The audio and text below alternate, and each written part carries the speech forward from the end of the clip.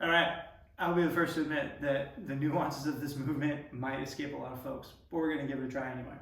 So basically what I'm trying to do is close the distance between here and here.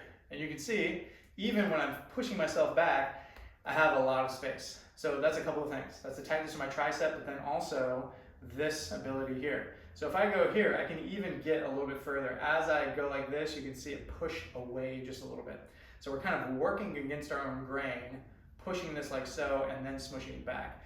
Depending on where you're tight, just doing this, I feel this in the elbow, across the wrist, all sorts of stuff. If you're tight, you're gonna feel this in a lot of different places. If you're not tight, there is a corresponding element to this, and you may be pushing your hand all the way to the shoulder going like, I'm not sure what you're talking about.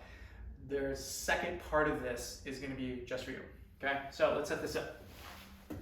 Laying face down. I like to think of starting with my hands out in front and then sliding them into place. Okay, I've gone a little too far. I overcorrect. I correct by putting my elbows down, and now I'm locked in. This is where I want to be. If I unload my elbows, sometimes people get here and it's like, well, I don't feel anything. Yeah, you need to put your elbows down and then try and push your shoulders down to the ground. Nice wide handprint. Settle in.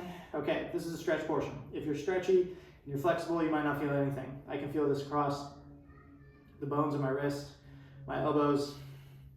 This is a good stretch for me. Now, the second part is very subtle because it's not going to look like I'm doing anything at all, but let's give it a try. So imagine that my head completely collapses down to the ground.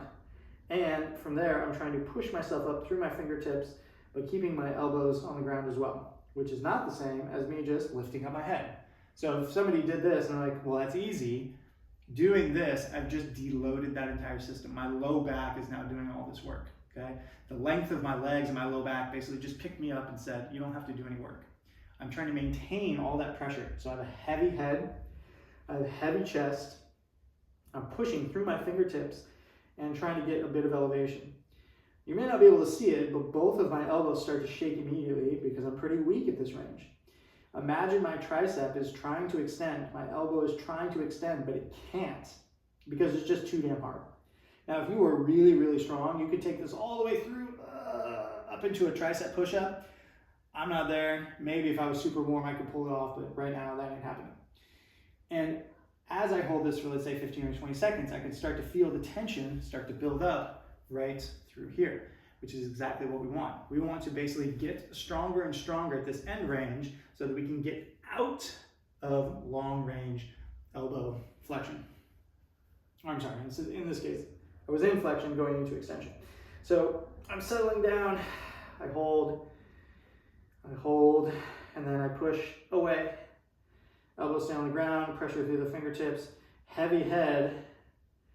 I have no tension in my low back. This is all my triceps trying to extend my elbow, but they can't. Now, if that was lost on you, I wouldn't blame you. But I have found disproportionately so much benefit here, and especially for those that got sticky, wonky elbows, that I encourage you to give this a try. And if you're very, very flexible through your elbows, you might find some great stability here that's lost from your kind of ordinary fitness equation. So give it a try, shoot me notes. This is gonna be one of those more elusive movements.